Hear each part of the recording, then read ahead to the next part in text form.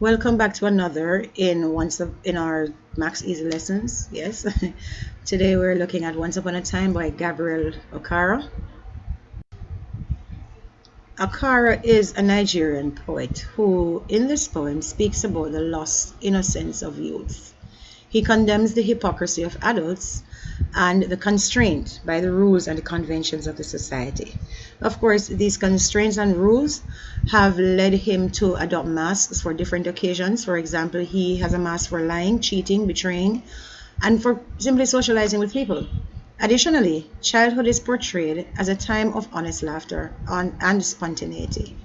Now listen closely to a reading of the poem, and then stay tuned as I attempt to analyze the poem as best as possible. Once upon a time, son, they used to laugh with their hearts and laugh with their eyes. But now they only laugh with their teeth, while their ice block cold eyes search behind my shadow. There was a time indeed they used to shake hands with their hearts, but that's gone, son. Now they shake hands without hearts, while their left hands search my empty pockets. Feel at home, come again, they say, and when I come again and feel at home, once, twice, there will be no thrice, for then I find doors shut on me. So I have learned many things, son. I have learned to wear many faces, like dresses: home face, office face, street face, host face, cocktail face, with all their conforming smiles, like a fixed portrait smile. And I have learned too to laugh with only my teeth, and shake hands without my heart. I have also learned to say goodbye when I mean good riddance, to say glad to meet you without being glad, and to say it's been nice talking to you after being bored. But believe me, son, I want to be what I used to be when I was like you. I want to unlearn all these muting things. Most of all, I want to relearn how to laugh, for my laugh in the mirror shows only my teeth like a snake's bare fangs. So, show me, son, how to laugh. Show me how I used to laugh and smile once upon a time when I was like you. Now, the poem in itself is rather, I'd say, simple, because after years of analyzing poems, it does become a little simple for some people. Now, for others, it may not be as simple. So, listen carefully as we go through and talk about hypocrisy, which is one of the major themes in this poem.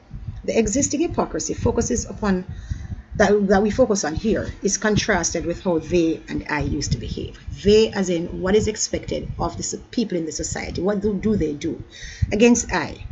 How do I behave now, and how do I used to behave when I was like you? Now, some persons may say this is the desire of an adult to return to the trusting innocence of childhood. But being honest, trusting, and sincere is not a condition of children only. Adults should also practice these kinds of behavior. The persona in this poem seems to recall a time when the people that he or she deals with were sincere, they were honest, they were open, and they were not hypocrites. But having reflected on his life and having reflected on what is happening now, he realizes that something has changed in these people in the society. From a social, economic, and political perspective, there have been changes. Sometimes these changes have altered the behavior of groups of people, and this makes them secretive, deceptive, and highly suspicious of others. Perhaps in this poem, though, there is a father who has been sucked into the distrustful hypocrisy that people have set or have adopted. But he realizes that his son, who is not necessarily a child, is still protected. The child in the poem is not one who has lost his innocence as yet. And so the father assesses the attitudes and behavior, the qualities, the values of his child. And then he assesses his personal situation. And we realize that this is a situation which a Nigerian like Okara will have witnessed during the socio-economic changes and political upheavals that had affected his country and other developing nations too. The fact is that what Okara speaks about in this poem is not unique to any society. It is similar across the board because people have had to learn to be deceptive. People have learned to function based on the given society and the given situation that they're in. And so the hypocrisy is there. And Okara starts by telling the son a story. The fact that he uses once upon a time, we think of a fairy tale. We think of a fairy tale that is coming, a story that is actually coming. And this kind of fairy tale story usually teach a moral lesson. What exactly is this moral lesson? Okara is trying to tell us as his readers that people have changed and that people can also relearn the ways that they have developed. They can go back to being innocent. They can go back to being less deceptive, less hypocritical. They can go back to actually being good people, for want of a better word, good people. And so the fairy tale as often begins, and perhaps the father feels that the earlier trusting behavior is equally unbelievable. Now in lines 4 to 6 he goes, but now, and then it ends with my shadow. He notes that these companions, they, and he refers to them as they. So right away we realize that these people he speaks of are on the other side. And so he says, they laugh with their hearts and showing their true feelings, and with their eyes, which tend to show the level of warmth and sincerity. Now there's a difference. There is now a false laugh showing only through the teeth, and this we see in line 39. But it is as if they have cold, unfeeling eyes boring through him. And people often say that your eyes reveal your inner you. The warmth and acceptance that is within you shows in your eyes. But Okara is telling us now that the teeth shows a smile, the face shows a smile, yes, and we only see the teeth. And so we automatically think of people who are baring their teeth when they're upset, when they're angry. Now there is an unreality in the imagery here, which is perhaps a reminder of the animated cartoons. And many of us will remember these animated cartoons that show people baring their teeth, right? So he goes on in lines 10 to 12. And he says it starts with they shake hands without true feeling, distinguishing the fact that they are trying to get at some incriminating evidence, right? Which does not exist. It does not seem likely that the empty pockets refer to poverty, because he seems to be moving in a circle that is not necessarily poor, because he now has a cocktail face for certain occasion, which would mean then that this society that he's living in is not necessarily a poor society, but it's a society that is governed by people who are in social positions and who are often hypocrites. And so he mentions the office face, the host face, the cocktail face again in lines 21. Again, the image of shaking with one hand while searching the other. It's almost cartoon-like, almost fairy tale-like. But the thing is that he is trying to say to us that on the surface, the person greets you, but then they are looking for a reason to tear you down. They also say feel at home, and yet still when you come back, they don't want you to feel at home. There is, in addition to the sincere happiness, laughter, and friendliness of the handshakes, the sincerity of hospitality, which is the words of politeness, these have all been corrupted. So the persons will tell you, come again, feel at home, welcome to my home, come on in, enjoy yourself. But at the same time, they're praying and they're hoping that you don't, and they're hoping that you also leave.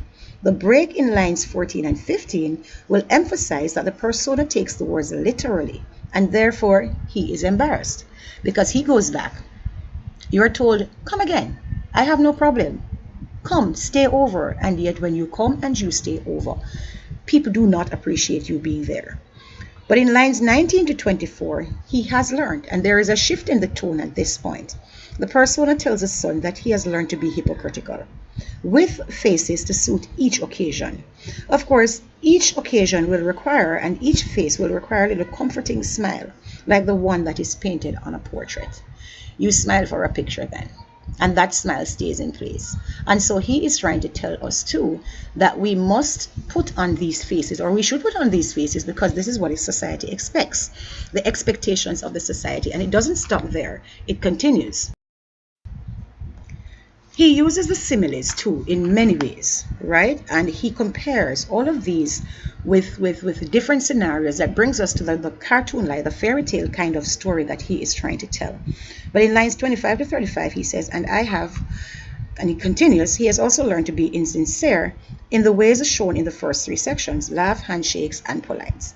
So even though he has become, he realizes, that these are poor qualities, he also admits that he has learned to be insincere. and he has learned to live with and live up to the expectations of the society.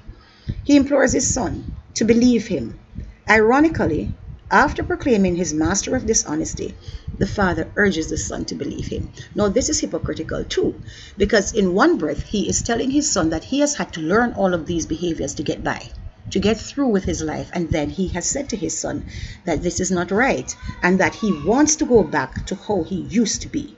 He wants to be unspoiled and he wants to be honest, trusting, and sincere of others. Now, all these muting things, the things that silence a person in this case, silencing sincerity in words, in laughter, and in body language. Here he makes use of a simile, clear-cut simile like a snake's bare fangs. The persona's laugh. Now that he has learned to laugh with only my teeth, he can look in the mirror and realize that he looks like a snake. And for all it's worth, most people will associate a snake with something bad, and so something sinister. And so when he says he begins to smile like a snake with bare fangs, we realize the poisonous ways that he has, the treacherous ways that he has begun to embrace. The exclamation mark here is important because it emphasizes that the persona has been strongly affected by the image that he sees in the mirror when he sees himself. And because he sees this image, he wants to change. He wants something different. And so once upon a time in the final line is repeated. Ironically, these lines are repeated here because the father is asking the son for guidance. And here we realize that no longer does a child look up to a father, but the father is looking up to his son for guidance to change his lifestyle and to change the distrustful hypocrisy ways that he has developed. Now in the poem also, the use of simile is important. And we realize that two pictures will come to our mind when he says, my laugh in the mirror shows only my teeth like a snake's bare fangs. We see the man is laughing as he looks in the mirror. He shows his lovely white teeth. And then the second picture jumps into our view. It pops up and we see a snake. Now, many of you will know what a snake looks like, and a snake is bearing his fangs because we have seen this on television. And so it is easy to create that imagery that Okara wants us to see. The effect of this imagery here is important because what we see is a similarity in both pictures. In one instance, we're looking at this man with his lovely smile, and in the next instance, we're looking at something that is frightening and dangerous. And this is a critique of the society. We have a perfect society in many ways because it's in our mind. And at the same time, we have those same people who we believe who are perfect, they turn into something sinister, into something that is different. We see the reference to the snake here, and this could be a biblical allusion in many ways, because then we begin to think of the story of Adam and Eve, the creation story, where the snake came in as a loving, kind person at first, just to trick Eve into eating the apple. And so biblical allusion comes there that the snake in itself is harmful in many ways, and still the snake does not appear to be harmful at a first glance, but only changes into that kind of way. Now, thank you for staying and thank you for stopping by for such a long video. Yes, the final thing though I'd like to say is that the repetition here increases our sense of the sorrow that the man faces and his regret that it is no longer possible for him to recapture that past. Now, thanks for stopping by. I hope I'll be able to upload many more this week on the different poems, the 20 poems set for the CXC list. If you don't do CXC in a Caribbean setting, then I do hope that you will be able to find some use though in the 20 selected poems and actually learn something. Again, thanks for stopping by. Subscribe if you have not subscribed as yet. Share with those who you wish to share with. Please, if you like the content, leave a comment. Let me know which of the poems you'd like to see first and let me know what you think. Thank you for stopping by.